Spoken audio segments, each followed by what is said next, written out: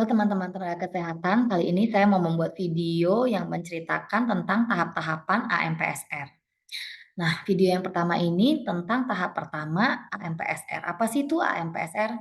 AMPSR singkatan dari Audit Maternal Perinatal Surveillance dan Response yang diadaptasi dari buku aslinya yang diterbitkan oleh WHO, yaitu sebuah panduan untuk melakukan pengkajian kematian maternal dan perinatal. Buku aslinya adalah MPDSR, Maternal dan Perinatal Death Surveillance and Response. Nah, kita lihat sebenarnya audit kematian itu sudah dilakukan sejak tahun 1994 yang kita sebut sebagai AMP ya, jadi tidak ada SR-nya. Kita lihat di sini ada pembaharuan di tahun 2010, lalu yang paling terbaru adalah 2022, yaitu AMP SR. Nah, bedanya apa? Kalau kita lihat dari tahun 94 yang melakukan audit maternal perinatal adalah tingkat kabupaten atau tingkat kota. Sementara pada panduan AMP SR yang terbaru, semua tingkat yang melayani maternal dan perinatal dan di situ tempat terjadinya meninggal maternal dan perinatal, maka di situ harus melakukan audit kematian. Dan bedanya apa? Satu, dia di setiap level. Yang kedua, adanya surveillance dan respons yang terjadi di level fasilitas kesehatan. Nah, saya tidak akan cerita banyak untuk di level yang lain, lebih banyak di fasilitas kesehatan yaitu di rumah sakit. Nah, 80% kematian itu terjadi di Fasiankes. Jadi dapurnya itu adanya di rumah sakit. Oleh karena itu, AMPSR selayaknya sudah dilakukan di rumah sakit. Jadi akhirnya dilakukanlah di setiap level dan itu yang membedakan antara AMPSR dengan AMP yang sudah terjadi 20 tahun yang lalu. Nah, ini contoh-contohnya ya, kalau di Fasiankes itu susunan uh, komite AMPSR-nya seperti ini, kemudian di kabupaten beda lagi, di provinsi dan di nasional. Kenapa setiap level ada? Karena untuk merespon terhadap hasil pengkajian kematian maternal dan perinatal itu kan bukan hanya tanggung jawab di kabupaten saja, juga tanggung jawab di Fasiankes, juga tanggung jawab di provinsi, juga tanggung jawab nasional. Semua level punya tanggung jawab masing-masing. Apa sih tujuannya melakukan AMPSR? Tujuan akhirnya adalah mengakhiri kematian yang bisa dicegah. Dari data yang dikumpulkan oleh WHO dan UNICEF bahwa sebenarnya kematian perinatal, kematian neonatus, kemudian IUFD, kematian di dalam kandungan, itu 75% sebenarnya bisa dicegah dengan pelayanan kesehatan yang baik. Dan 60% kematian balita itu bukan disebabkan karena balita itu tidak mendapat pelayanan, tetapi karena pelayanan kesehatan yang diberikan itu kurang berkualitas, poor quality of care. Artinya apa? Kalau masalahnya di titik pelayanan, artinya dia layak sekali untuk hidup, ya kan? Berarti bisa dicegah kematiannya. Artinya ada suatu kegiatan, intervensi, strategi, perubahan yang bisa membuat pelayanan kesehatan menjadi lebih baik dan kematian serupa bisa dicegah. Jadi intinya seperti itu. Dalam AMPSR ini kita tidak boleh berpikir kalau dia mati karena takdir. Kalau dia mati emang udah nasibnya. Tidak, karena apa? Kita sudah tahu kok bahwa pelayanan kesehatannya perlu diperbaiki, bahwa kematiannya bisa dicegah. Nah, ada 4 tahap dalam AMPSR dan kali ini kita akan bicara dengan tahap pertama. 4 tahap itu apa saja? Yang pertama adalah identifikasi, pelaporan, pengkajian, dan respon. Identifikasi dan notifikasi sebaiknya tidak lebih dari 24 jam. Nanti kita bicarakan apa sih identifikasi, apa notifikasi. Lalu dilakukan verifikasi oleh kabupaten atau kota, dibuat laporan ringkasan medik, dan kalau puskesmas dia mengumpulkan otopsi verbal yang kira-kira memerlukan waktu kurang lebih 14 hari. Ini adalah tahap pertama. Tahap pertama adalah identifikasi dan notifikasi. Jadi dua ini masuk ke dalam tahap pertama. Apa yang dimaksud dengan identifikasi? Identifikasi adalah kita mengidentifikasi. Apa sih identifikasi? Identitas. Apa sih itu identitas? Itu adalah menciri ya, menciri. Oh, ini kematian maternal. Oh, ini kematian perinatal. Setelah kita tahu itu kematian maternal dan kematian perinatal, dilakukan notifikasi. Notifikasi, notify, memberitahu. Jadi kita ciri dulu apa sih cirinya, apa sih syaratnya maternal perinatal, lalu kita notifikasi. Nah, ini adalah bagan yang bisa kita pakai untuk menciri, mengidentifikasi ada ibu-ibu meninggal, maternal death atau bukan. Yang pertama kita lihat kurun waktunya. Ketika dia hamil ya, ketika dia hamil sampai dia bersalin 42 hari setelah bersalin, nifas itu kita masukkan ke dalam kematian maternal, tapi tidak disebabkan oleh kecelakaan. Kalau ada ibu nifas, tabrak mobil, bukan maternal death, bukan kecelakaan. Jadi jarak waktunya dari sejak trimester pertama, trimester kedua, trimester ketiga bersalin dan 42 hari setelah nifas. Kalau kita melihat seperti ini, seringnya kecolongan di nifas. Bisa aja dia dirawatnya bukan di obgyn.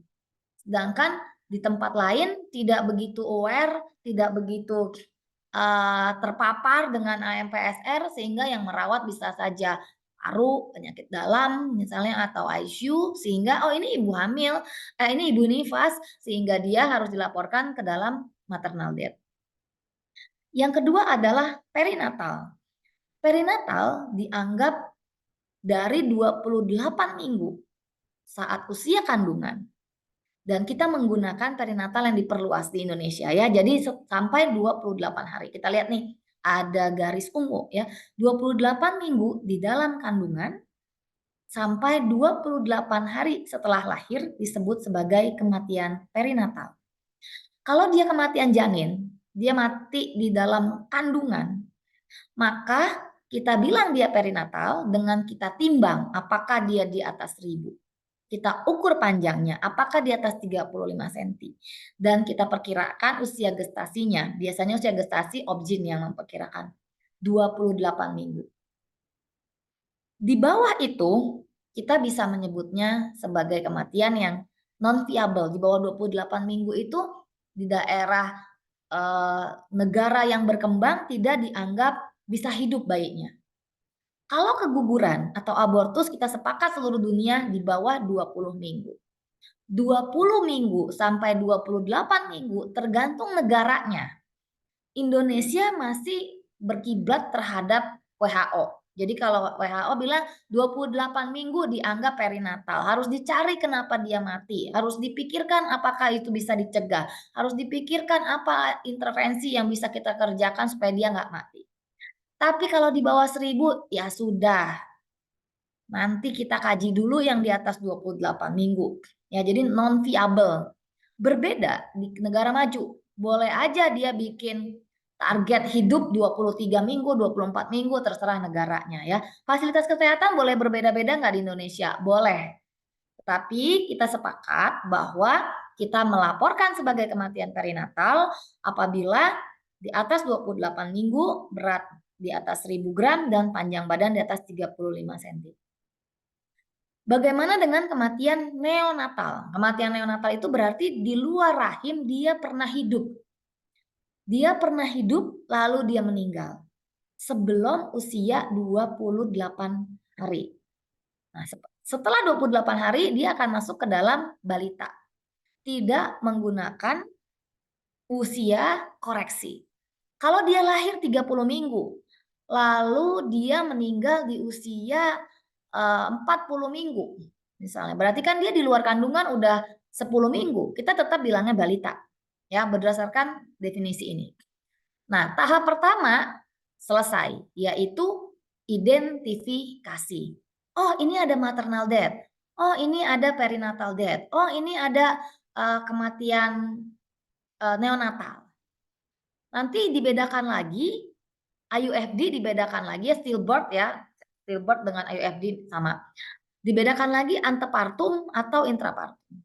Kalau antepartum artinya sebelum proses persalinan ditemukan di dalam kandungan dia sudah meninggal tapi ibunya belum proses bersalin. Kalau intrapartum sudah dalam proses bersalin lalu meninggal dalam proses bersalin tersebut. Lahir sudah tidak ditemukan tanda kehidupan dan sudah ditemukan tanda-tanda kematian. Jadi antepartum sebelum proses persalinan, intrapartum saat proses persalinan. Tandanya apa? Antepartum ditandai dengan maserasi, jadi terkelupasnya kulit. Jadi teman-teman sudah tahu maternal, perinatal, neonatal, antepartum, intrapartum. Kalau sudah melakukan identifikasi, berarti sudah ditangkap, oh ini loh yang kita harus laporkan di AMPSR. Selanjutnya di tahap pertama, yang kedua adalah notifikasi. Laporkan kurang dari 24 jam adanya kematian yang sudah kita identifikasi tersebut.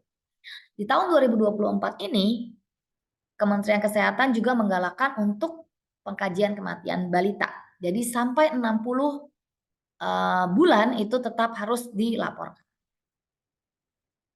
Nah, ini adalah contoh melakukan notifikasi ya, teman-teman buka laptop, kemudian login dengan rumah sakitnya sendiri ya. Ini ada yang warnanya kuning, ini apa sih? Ini adalah situs MPDN Kementerian Kesehatan untuk latihan.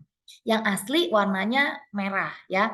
Jadi ada yang namanya MPDN demo, teman-teman yang belum paham misalnya mau jadi tim MPDN bisa membuka MPDN demo menggunakan login rumah sakitnya masing-masing, password yang sudah disediakan, lalu bisa latihan melakukan notifikasi ya. Jadi identifikasi tadi sudah, melakukan notifikasi. Nah, notifikasi itu kita lihat ada suruh pilih nih kasus kematiannya ya, keguguran, lahir mati atau lahir hidup. Kemudian mengisi data ya, data kasusnya apa tadi, riwayat kematiannya seperti apa, kemudian data-data untuk kematian janinnya, usia bayinya saat meninggal, jam lahir, jam meninggal, tempat bersalin ya, data-data ibu dan bayi. Lalu kita lihat adanya penyebab kematian yang harus dilaporkan. Nah, teman-teman sekalian, penyebab kematian yang kita laporkan di MPDN, MPDN itu singkatan dari Maternal Perinatal Death Notification, itu punyanya Kementerian Kesehatan, tidak boleh kondisi mati. Misalnya gagal napas, itu nggak boleh. ARES, itu nggak boleh. Yang kedua, tidak boleh sesuatu, penyebab kematian, tidak boleh sesuatu yang terjadi secara alamiah. Misalnya kita laporkan, kenapa dia meninggal? Siapa suruh dia hamil? Nggak boleh seperti itu. Jadi sebuah penyakit dasar yang menyebabkan rangkaian kejadian medis sampai titik dia meninggal. Ada 10 yang kita bisa kelompokkan berdasarkan ICD-PM untuk neonatus. Nanti ada 9 untuk maternal. Ya, teman-teman untuk membaca tentang ICD-PM tidak bisa di satu video ini, tapi intinya teman-teman akan melihat bahwa seharusnya tidak ada penyebab kematian yang lain-lain. Karena akan sangat kesulitan kita mengevaluasi data penyebab kematian di Indonesia apa? Paling tinggi, lain-lain. Gimana caranya mau membuat intervensi? Gimana caranya mau membuat quality improvement untuk mencegah kematian yang serupa orang penyebab kematiannya aja lain-lain gitu ya. Jadi ada ya, N1 ini kelainan kongenital, N2 ini berdasarkan pertumbuhan ya, N3 neonatus karena trauma, N4 karena komplikasi intrapartum termasuk dengan asfiksia, birth asfiksia, N5 berkaitan dengan saraf, N6 semua infeksi, N7 respirasi dan kardiovaskular, N8 di sini juga ada hematologi, digestive system ya. Kemudian N9 ada prematuritas dan N10 lain-lain termasuk ginjal ada di situ ya. Jadi mohon nanti berdasarkan ICD-PM.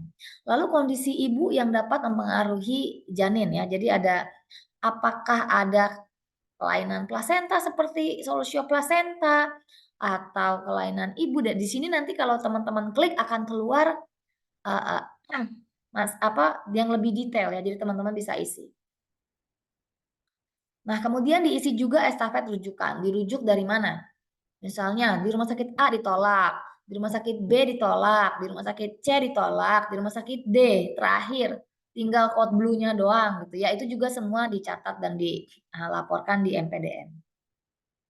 Nah, ini adalah buku yang isinya tentang ICD-PM, bisa di-download gratis, coding penyebab kematian perinatal, ada antepartum, intrapartum, dan neonatal.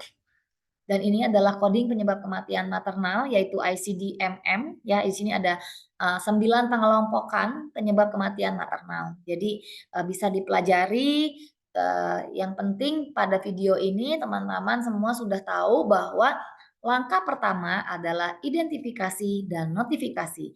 Identifikasi adalah menciri ini kematian maternal atau bukan, perinatal atau bukan, balita atau bukan. Notifikasi adalah segera melaporkan di MPDN, tidak dilaporkan di tempat lain, tidak pakai Google Form, tidak melaporkan di WA Group untuk ke kabupaten atau kemana, hanya di MPDN ya. Jadi tidak membocorkan juga data-data lain ke berbagai pihak, hanya melaporkan di MPDN. Tipsnya apa? Buatlah sosialisasi seluruh unit di RS yang memungkinkan menangani maternal, perinatal, dan balita. Misalnya, kalau kematian neonatus, kan bukan hanya di NICU, bisa aja dia meninggal di IGD, atau bisa aja dia meninggal di bangsal COVID misalnya kalau ada sendiri, atau bisa aja dia eee, meninggalnya di bangsal biasa kalau ICU-nya penuh misalnya seperti itu. Jadi bisa aja di mana-mana. Balita bisa aja meninggalnya di kamar operasi, atau dia meninggalnya di IGD, atau dia meninggalnya di PICU, atau dia meninggalnya di, bangsal anak. Nah, jadi semua orang udah tahu, oh ini identifikasi, ini adalah kematian yang harus dilaporkan ke MPDN. Yang kedua, buatlah tim khusus, jangan satu orang. Ketika dia berhenti, loh kok nggak ada pelaporan MPDN selama 3 bulan? Iya, soalnya yang bisa melaporkan MPDN pindah tugas atau dia sakit, ya. Jadi jangan satu orang, ada beberapa orang yang dilatih untuk memasukkan notifikasi. Dan yang ketiga untuk penyebab kematian atau cause of death. Segera setelah pasien meninggal diskusilah dengan DPJP. Jadi jangan ngarang-ngarang sendiri. Pasiennya masuk dengan kelainan kongenital, meninggal karena sepsis. Yang harusnya ditulis adalah sebenarnya penyebab kematian adalah infeksi yang N6. Ya, tapi kalau kita ngelihat dia masuknya kan karena kongenital, tulis aja deh N1. Jangan ya, karena ada interpretasi yang lain. Kenapa? Karena kalau kita bilang N1 nggak ada perubahan apa-apa nanti di fasilitas kesehatan. Tapi kalau kita bilang N6 infeksi, ada perubahan karena bisa dicegah. Itu saja untuk tahap 1. Sampai jumpa di video selanjutnya yang tahap 2.